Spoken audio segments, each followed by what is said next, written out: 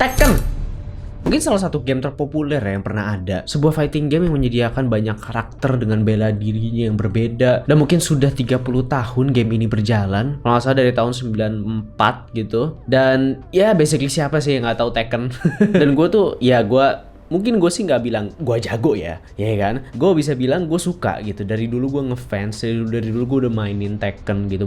Kalau gue sih mulai dari Tekken 5 ya kan, yang di PS2 tuh, itu Tekken pertama gue. Tapi setelah itu juga gue nyobain Tekken, kalau nggak salah 1 sama 2 gue nyobain, Tekken 3 gue cobain, Tekken Tag pertama gue cobain, Tekken 4 gue main juga, 6 di PSP ada ya kan, dan sekarang sampai Tekken 7 gitu gue main gitu dan selalu punya sih gitu. Dan baru-baru ini teman-teman baru saja ada adaptasi animenya dari game Tekken ini yang berjudul Tekken Bloodline.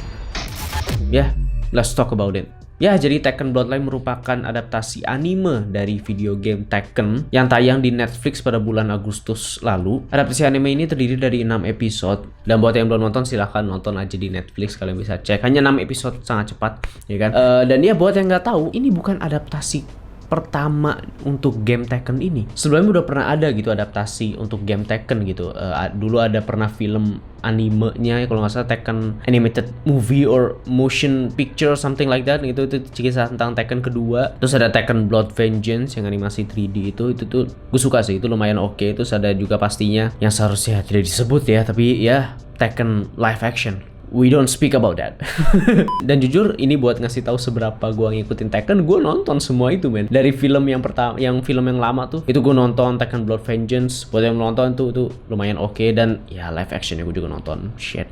Tapi ya, jadi gue tidak hanya main tapi juga ngikutin ceritanya. Jadi memang pas pertama kali Tekken Bloodline ini diumumin, gue udah langsung kayak tertarik gitu untuk ngeliat dan untuk nonton nih adaptasinya bakal seperti apa. Dan memang tanpa disadari Tekken ini tuh mungkin bisa dibilang sudah termasuk franchise game dengan story yang cukup panjang gitu. Udah kayak puluhan tahun men. Tidak hanya seberapa lama game ini sudah berjalan, tapi juga di ceritanya itu sendiri juga udah lama, udah panjang gitu. Dari Kazuya, Heihachi, ya kan, terus ceritanya Jin. Dan bahkan sampai sekarang banyak orang yang main Tekken dari dulu sampai sekarang tapi tidak begitu ngikutin ceritanya gitu. And I've seen it. Orang-orang yang bahkan kayak teman-teman gue gitu yang kayak jago main Tekken tuh bisa combo-kombonya gitu, tapi tetap nggak tahu kayak Kazuya tuh bapaknya Jin. Gue langsung kayak, bro, what was that? Lu jago tapi oke.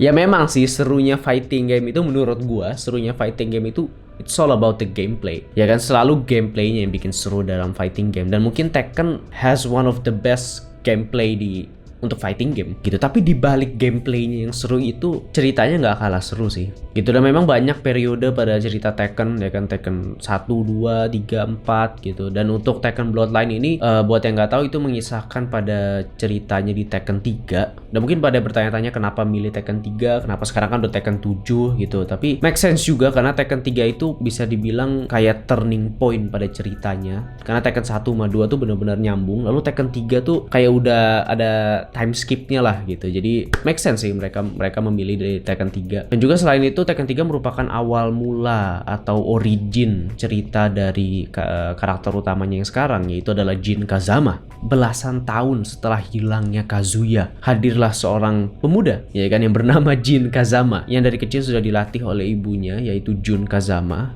Lalu suatu peristiwa terjadi di mana Jun Kazama mati dibunuh oleh suatu makhluk besar ini yang bernama Ogre. Dan untuk membalas dendam kematian ibunya, Jin Kazama meminta bantuan kakeknya yaitu Heihachi Mishima untuk melatihnya menjadi lebih kuat dan mengalahkan Ogre. Heihachi mau menerima Jin dengan syarat bahwa nantinya Jin harus memenangkan sebuah turnamen yang dibangun oleh The Mishima Zaibatsu.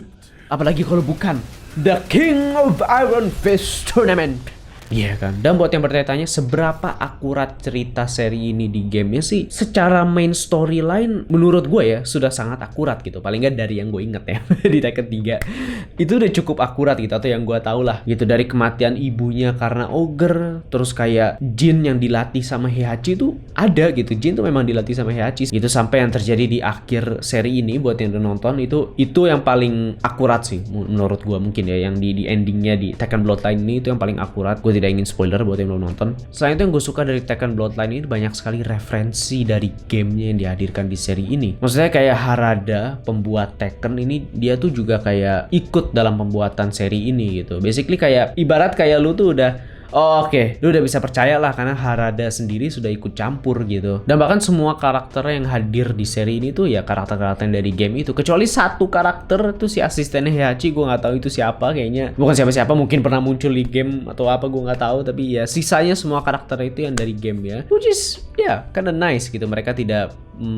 keluar dari apa yang sudah ada di game. Mereka benar-benar menggunakan aja apa yang semua ada di game, mereka taruh di seri ini gitu. Tapi yang pasti, yang paling sebagai yang main gamenya suka itu adalah gerakan bertarung dari setiap masing-masing karakter. Kayak bener-bener itu akurat banget men. Kayak lu tahu, buat yang main game pasti tahu ini gerakan yang ini ada. Semua gerakan yang ada di seri ini tuh ada di gamenya. Dan gue juga cukup menghargai dimana gerakannya si Jin Kazama ini tuh gerakan dia di Tekken 3 gitu. Mungkin pas buat yang nonton mungkin kayak ngelihat agak beda gerakannya dengan Tekken 6 atau Tekken 7 si Jin Kazama. Tapi itu karena ini gerakan Jin yang ada di Tekken 3. Dimana dulu itu Jin pas Tekken 3 tuh sangat OP, malah overpowered karena dia punya gerakan Mishima dan juga Kazama, jadi kayak gabungan gitu loh. Dan di saat nonton tuh gue kayak selalu merasa kayak gue tahu gerakan-gerakan itu gitu. Itu kayak bikin gue seneng aja ngelihat kayak misalnya King melakukan big swingnya itu, atau gerakan tendangan Hwoarang, atau kayak Xiaoyu melakukan gerakan apa nih kayak crouching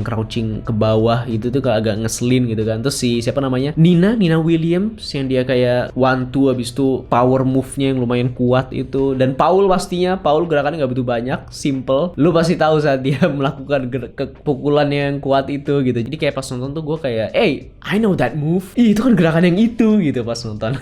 Selain itu referensi di mana momen-momen kecilnya yang mungkin nggak begitu banyak orang tahu tapi ada gitu di gamenya. Misalnya seperti Jin yang suka berantem sama Hwoarang pas mereka lagi kayak berantem di jalanan tuh. Jin sama Xiaoyu yang sekolah bareng itu tuh ada juga di Tekken 3. Dan juga referensi pada beberapa karakter yang mungkin ceritanya tidak ada di Tekken 3 tapi mereka sebutin saat mereka kayak lagi ngobrol, kayak seberapa kuatnya Paul Phoenix. Itu kan dia kuat banget sebenarnya, tapi kan nggak banyak orang tahu di ceritanya gitu kan. Mereka tahu di game ya, tapi di ceritanya itu sebenarnya Paul tuh kayak hebat gitu loh. Atau kisahnya King yang kayak masternya atau gurunya mati, terus Kingnya itu sebenarnya orang yang berbeda, dan kisah karakter-karakter lainnya. Bahkan kayak ada detail-detail kecil yang gue kayak itu ada nggak sih di game-nya? Kayak hal yang gue sendiri bahkan nggak tahu gitu. Kayak misalnya muka Heihachi yang ada di gunung itu apa-apaan woy? Emang ada di game ya?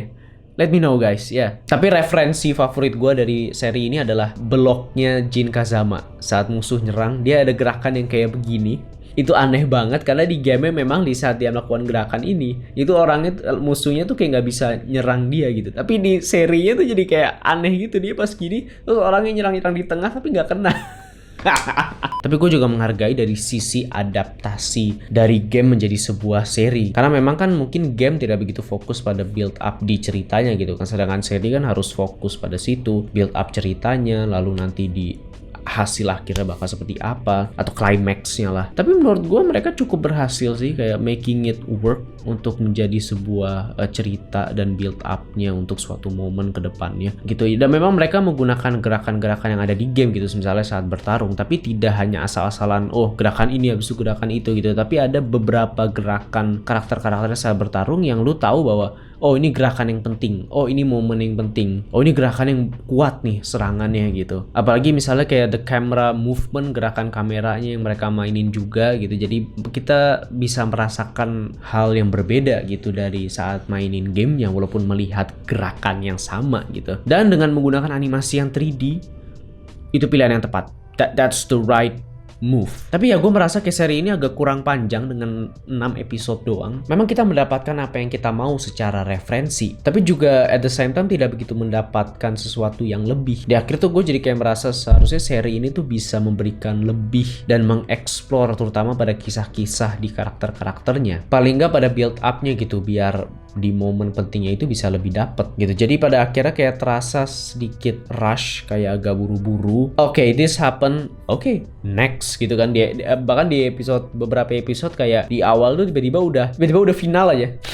Itu kayak gue agak gue pengen lihat pertarungan ini gitu. Terus tiba-tiba karakter ini udah ada ceritanya dengan sangat singkat. Itu aja sih kayak rasanya kurang. Selain itu gue juga paham pemilihan karakter-karakternya, karena memang mereka pasti memilih karakter yang penting saja, terutama penting pada ceritanya gitu kan, seperti Paul, Nina Williams, Jin Hwarang Xiaoyu, ya memang terutama karakter-karakter yang di circle-nya Jin lah gitu kan. Dan memang Tekken 3 kan sebenarnya karakternya banyak banget gitu.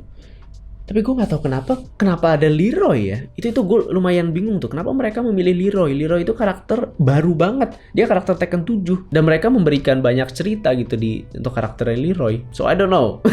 Dan baik lagi seperti kisahnya Paul. Gue pengen mereka lebih explore. Atau misalnya King. Kisahnya King itu menarik banget loh. Tapi mereka cuma mention doang. Atau build up hubungan pertemanan antara Jin Hwarang dan Xiaoyu. Yang rasanya tuh itu juga terburu-buru sih. Tapi walaupun begitu udah cukup sih sebenarnya untuk main storyline-nya. Lu udah bisa kayak get the idea lah sebenarnya nih ceritanya tentang apa sih. Memang pada akhirnya kan kisah Jin yang ingin membalas dendam kematian ibunya itu. Dan hanya itu fokus dan yang menjadi penggerak karakternya Jin ini. Untuk memiliki alasannya sendiri. Menganggap alasannya itu adalah yang paling menyakitkan dan penting di antara yang lain.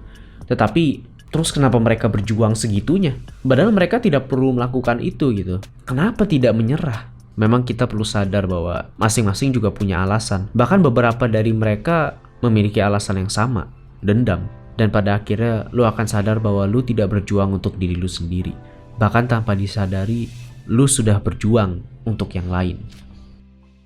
Ya, Tekken Bloodline, it's a good show. Menurut gue watchable, tonton aja. Memberikan referensi yang dapat menyenangkan fans gamenya, tapi juga memberikan konteks yang cukup gitu untuk general public atau orang-orang yang mungkin nggak begitu ngikutin ceritanya untuk jadi tahu dan bisa nonton dan nikmatin. Dan gue nggak tahu kenapa gue memilih untuk nonton dengan dub English-nya. Sebenarnya ada pilihan Jepangnya. Kalian coba aja, kalian lebih enjoy yang Jepang atau Inggris gitu ya. Nggak tahu kenapa gue nonton yang Inggris karena itu originalnya gitu. But who cares, right? Ya, tapi terserah. Ya pada akhirnya seri ini memberikan keseruan yang cukup, tetapi di akhir membuat gue berharap coba aja bisa lebih. Coba aja mereka build up ceritanya lebih banyak. Ya, itu aja men. Semacam kayak fulfillment. Apa coba itu artinya? Ya, intinya yuk sini adu Tekken. Ya itu dia teman-teman, terima kasih udah nonton. Gue ingin bahas aja Tekken Bloodline. You know, I've been a fan of Tekken dan nonton serinya. Jadi sekali aja bahas. Silahkan komen di bawah menurut kalian bagaimana tentang seri ini, buat yang udah nonton dan buat yang belum nonton, atau mengenai gamenya, game Tekken. Menurut kalian bagaimana? Ya kan, silahkan aja sharing di bawah, bahas, obrolkan. Tapi ya terima kasih udah nonton. Jangan lupa like video ini kalau kalian suka, komen, share, subscribe. Itu yang paling penting. Biar kalian tahu kapan gue upload video-video selanjutnya. Terima kasih udah nonton. See you in the next video and keep improving what you like. Bye.